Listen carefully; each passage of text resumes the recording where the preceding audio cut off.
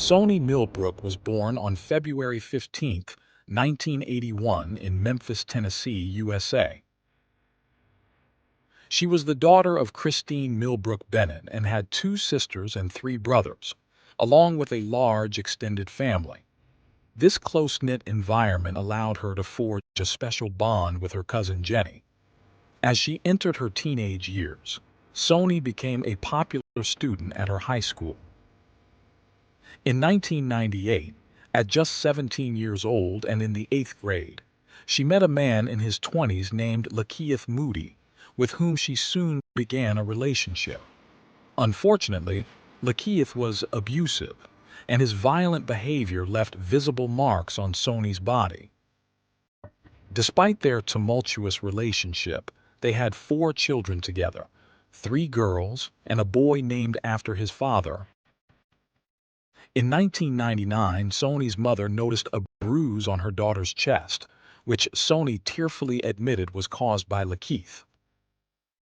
One of her friends also observed injuries, but Sony refused to report him. Lakeith was controlling and often tried to isolate her from friends and family. That same year, Sony moved into an apartment in the Fraser neighborhood of Memphis. One day, the apartment management notified her of a disturbance at her home. When she arrived, she found her apartment in disarray, furniture slashed, clothes missing, the television destroyed, food smeared on the walls, and personal hygiene products scattered everywhere, including down the stairs. Written on the mirror in red nail polish was the message, "Kiki loves you," Kiki being Lakeith's nickname.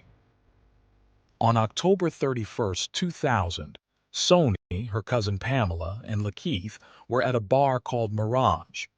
During their time there, Lakeith slapped Sony and threw a drink in her face. Sony and Pamela left the bar and sat in the car where, according to Pamela, Sony was shaking and trembling. She asked Pamela to take her home before Lakeith arrived. Once home, Sony secured the door with locks and chains. An hour later, Lakeith arrived, yelling and banging on the door. Pamela only managed to get Lakeith to leave when she threatened to call the police. Once Sony calmed down, her cousin left her alone at home. However, later that evening, Pamela received a call informing her that Sony was in the hospital. Somehow, Lakeith had gained entry to the house. When Sony tried to end the relationship, he retaliated by tearing her clothes and beating her on the head, face, chest, arms, and between her thighs. She ended up with bruises all over her body, a loose tooth, and even lost consciousness as Lakeith Moody had choked her until she passed out. Not long after, Lakeith Moody found birth control pills in Sony's apartment and assaulted her again. The next morning, Sony called Pamela, asking for a ride to the hospital due to a miscarriage. By late 2008, at the age of 27, Sony was working at a Christian academy. She was a reliable employee who always arrived on time. Therefore, when she missed work or requested time off, it was usually for significant reasons. On one occasion, she called her employer to say she couldn't come in because her face was badly bruised and she didn't want the children to see her like that.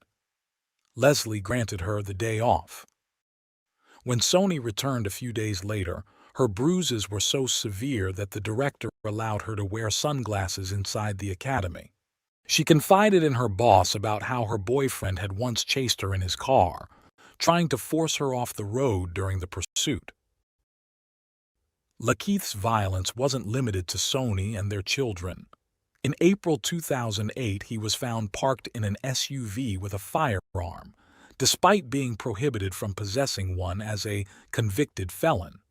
He had already served 2 years in prison for theft and another 3 for drug possession with intent to sell. Despite Sony's efforts to distance herself from him, it was nearly impossible. The situation reached a critical point on October 6, 2008. That day, Sony did not show up at the academy. At 5 p.m., her boss received a text message from Sony stating that her boyfriend was holding her hostage in her own home and had been beating her all day. She then provided her address. The boss called the police, and 2 officers arrived at the residence. They knocked on the door, but it was locked from the inside and there was no response. They called the fire department, who broke down the door. When the officers entered, they saw Lakeith jumping out of an open window at the back of the apartment. Sony stood in a hallway, crying and unable to speak due to her distressed state. Her 4 children were with her, completing a heartbreaking scene. She was covered in bruises and scratches on her face and neck. Once she calmed down, Sony explained what had happened. She and Lakeith had started arguing and he refused to let her leave the house. She informed the officers that they didn't answer the door earlier because Lakeith wouldn't allow her or the children to go near it or the windows. She mentioned that Lakeith had hurt one of their children by grabbing him and had prevented her from taking him to the hospital. Sony detailed that her boyfriend had been physically and verbally abusing her, even tying a baby blanket around her neck and choking her until she lost consciousness. During the conflict, when the police arrived, Lakeith threatened to suffocate her again, promising that next time he would make sure to kill her. The officers searched the area but could not find Lakeith. Sony left the house with her children in her car. 3 days after this incident, she applied for a restraining order against Lakeith, fearing for her life and wanting to prevent any further contact with him. However, she missed the court hearing on October 23rd, and the protection order was never granted. Nearly 6 months later, on March 10, 2009, Sony was still in contact with Lakeith. That day, he was supposed to pick up the children for a doctor's appointment, but instead he started a fight with Sony, accusing her of having a new boyfriend. The argument quickly escalated as he slapped her and pulled her hair. She managed to break free and ran out of the apartment with Lakeith yelling death threats after her. Lakeith didn't catch her but instead grabbed their youngest child, an infant, and drove off at high speed. A police patrol, alerted to the domestic disturbance, arrived just as Lakeith was fleeing.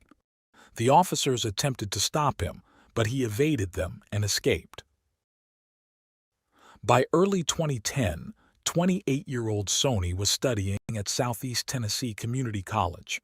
Her 5th child was 9 weeks old and in such fragile health that she had to stay home to care for him. In January, Lakeith, Sony, and their children moved together into the Budget Lodge Motel in Memphis. The very day they moved in, their arguments were so loud that the motel staff had to intervene because they were disturbing other guests. Peace was elusive. Their fights were constant, annoying the neighbors and the management with the noise. On January 22nd, the hotel security guard witnessed Lakeith in a highly agitated state. He arrived at high speed in Sony's car and began shouting at her while she stood on the second-floor balcony with the children. In the heat of the argument, he threw a bag of groceries at her. The guard approached and told him they couldn't make so much noise or throw objects and that they needed to finish the argument inside their room. Lakeith simply told him to mind his own business. He locked the car and walked away, with the guard following him to a third-floor room not registered under anyone's name. Later, the guard asked Lakeith to hand over any hotel keys he had, and to his surprise, Lakeith had keys to 3 different rooms despite not being registered as a guest. The next day, the troubled couple moved with their children to room 222. That evening, the night manager asked Lakeith to leave, and though he complied, he soon returned. The fights continued for a few more days until the same security guard, who had repeatedly warned them, asked Lakeith to leave the property for good. The receptionist tried to calm him down as he went to the parking lot, and the guard told him not to come back that night. Lakeith got into the car and drove away. On January 26th, Sony spoke with Pamela, confiding that many things were happening in her life and that she was staying at the motel. She expressed a desire to tell Pamela something important and said she would call if she left the motel or if her boyfriend left first. The next day started normally. At 7 a.m., Sony took her younger children to daycare and her eldest to school. Around 11 a.m., the housekeeping manager knocked on Sony's door, speaking to her through the window to inform her they needed to pay or leave. He returned several times that day. On one visit, around 2:30 p.m., Lakeith answered the door. The room was dark. Lakeith told the manager that his mother was on her way to bring the money. Later, the hotel security guard checked room 222 and found it empty. Children's clothes, bags, and various items were scattered on the floor and one of the beds, while the other bed was neatly made. That same day, January 27th, Sony failed to pick up her eldest daughter on time. The school secretary called Christine, the child's maternal grandmother, to come and get her. Christine tried calling Sony, but received no answer. Around 6 p.m., Christine discovered that her other grandchildren were still at daycare. Worried by the lack of response, she asked her husband to pick up the younger children from daycare while she went to the school. Convinced something was wrong, they contacted the police, who came to the house around 10:30 p.m. and filed a missing persons report. On January 28th, the housekeeping manager entered the now empty room 222 again. This time, he began cataloging and tagging the belongings left behind by the tenants who seemingly fled to avoid paying their bill. The room contained piles of clothes and a large garbage bag which were taken to the storage area. Once the room was emptied, it was cleaned and made available for new guests. The next occupants were James and Rhonda Sargent, who moved in on January 29th. The new tenants noticed a foul odor and tried to mask it with incense, but it wasn't enough. They also noticed that the previous occupants had attempted to do the same, as they found scented tissues in the tiles and ceiling vents. The smell was particularly strong when someone sat on the bed. On January 29th, officers from the Memphis Police Department's Missing Persons Unit visited the hotel to inquire about Sony's whereabouts, as it was the last place she had been seen. However, they did not enter room 222. Lakeith was found on February 2nd and around 7 p.m. inside Sony's car parked at a shopping center. He was arrested for vehicle theft and held in police custody for 48 hours. That night, he was questioned about Sony's disappearance. He claimed the last time he saw her was on January 26th. He explained that they met around 7 a.m. in the hotel parking lot after she returned from dropping off the children at school. They went into the room, were intimate, and then went back outside. He took Sony's car keys and left the hotel.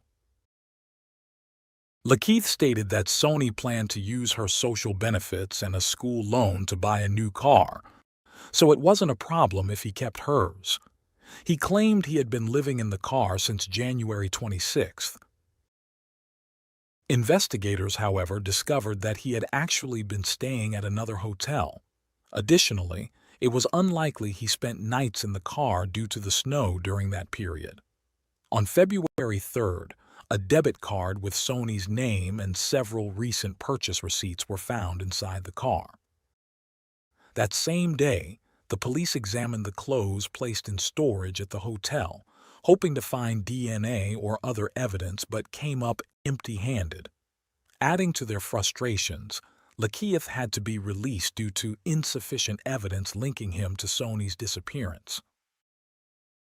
Meanwhile, Sony's cousin and her mother endured the painful task of going to the hotel to collect Sony's belongings. Her cousin had a terrible premonition, but found nothing to support her feelings. On February 4th, the police visited Moody's uncle's house and found a DVD player from the hotel room in Sony's wallet. Moody had given these items to his cousin. The cousin told the police that Lakeith had borrowed the DVD player on January 24th, supposedly to watch a movie, and was driving a red car that day. A few days later, the cousin saw Lakeith again and asked why he hadn't picked up the children on January 27th, but Lakeith avoided the question. When he inquired about Soni's whereabouts, Lakeith left the DVD player and wallet in a bag and left the house.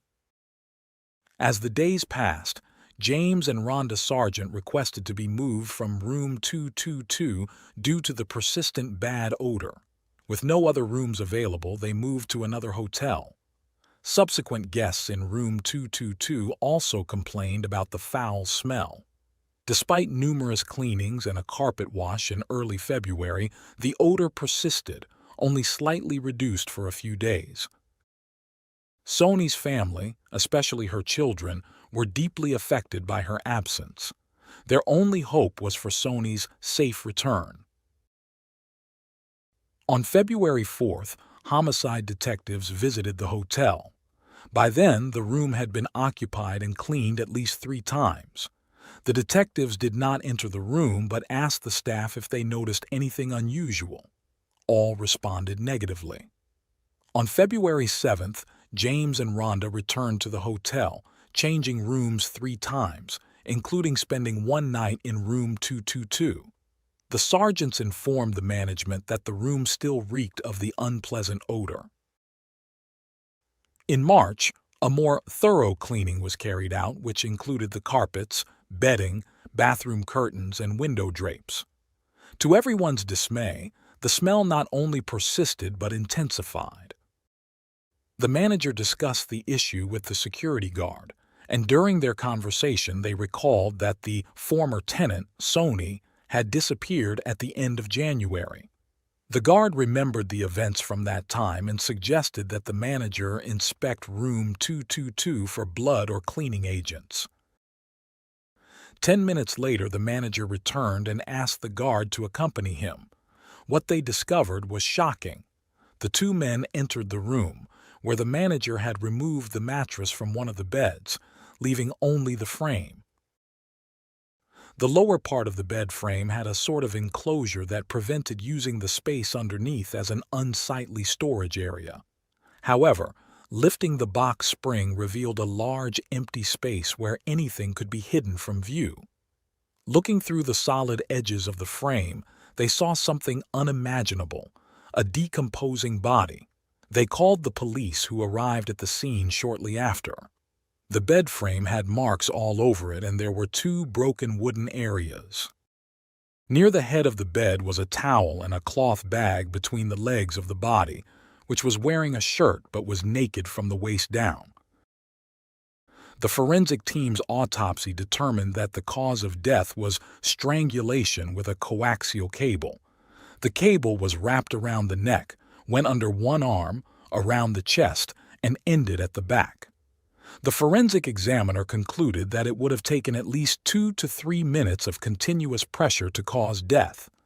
DNA samples matched Soni's genetic profile and female markers. Male genetic material was also found on 5 parts of the cable. The main hypothesis was that Soni had already been dead when she was reported missing, and that Lakeith had used the coaxial cable from the DVD player he had borrowed from his cousin, indicating premeditation.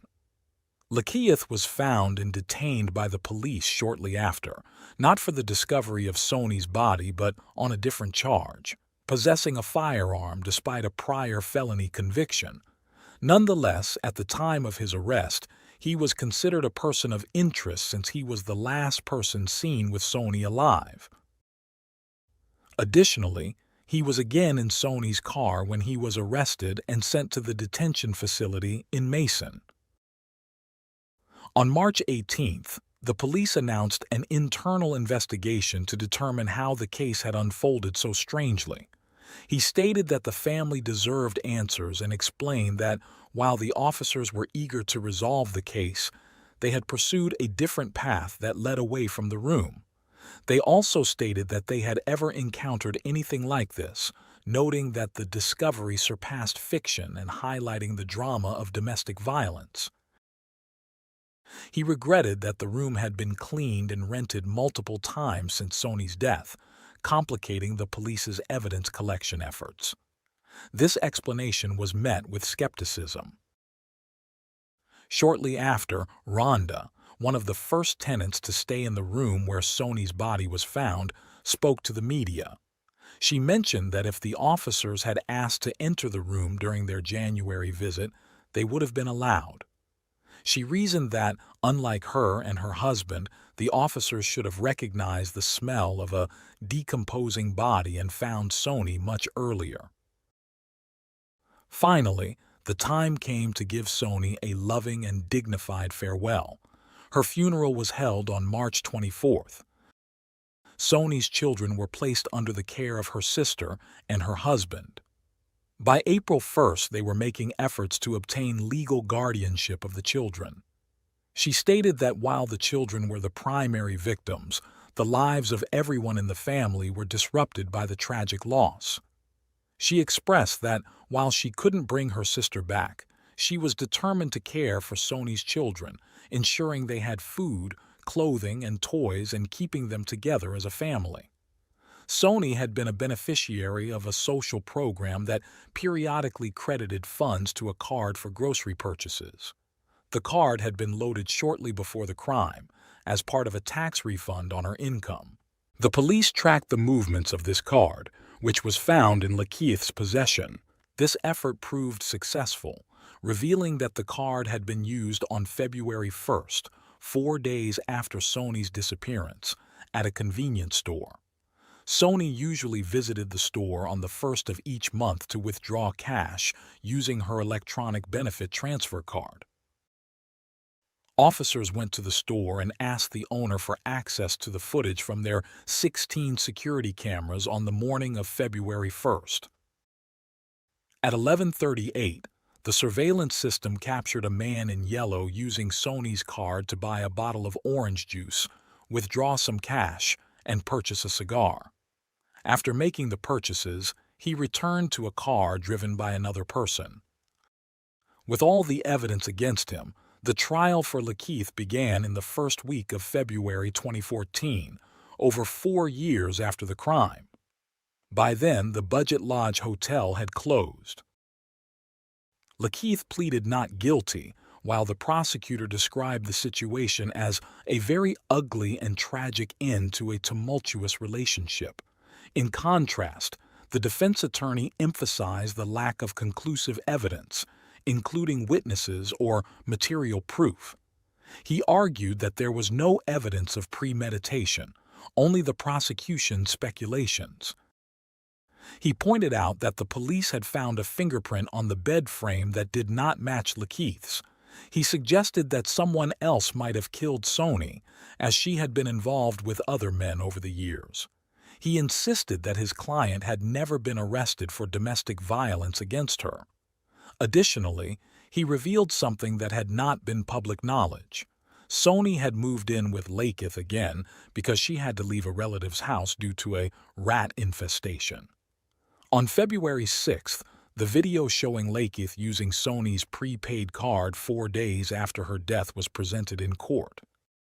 The defense claimed his calm demeanor during the transaction indicated innocence, while the prosecution saw it as evidence of a cold-blooded and ruthless man unbothered by the crime he had allegedly committed.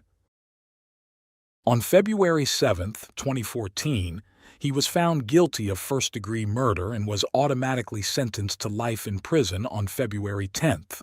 He appealed the sentence, arguing that the court had erred in considering past domestic violence acts and that the evidence was insufficient. On July 7, 2015, the Tennessee Court of Criminal Appeals upheld the conviction, confirming the sentences.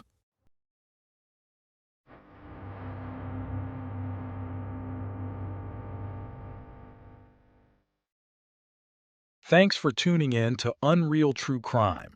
If you're intrigued by mysteries from around the world, check out our new channel, Latin Crimes, where we dive into the gripping true crime stories of Latin America.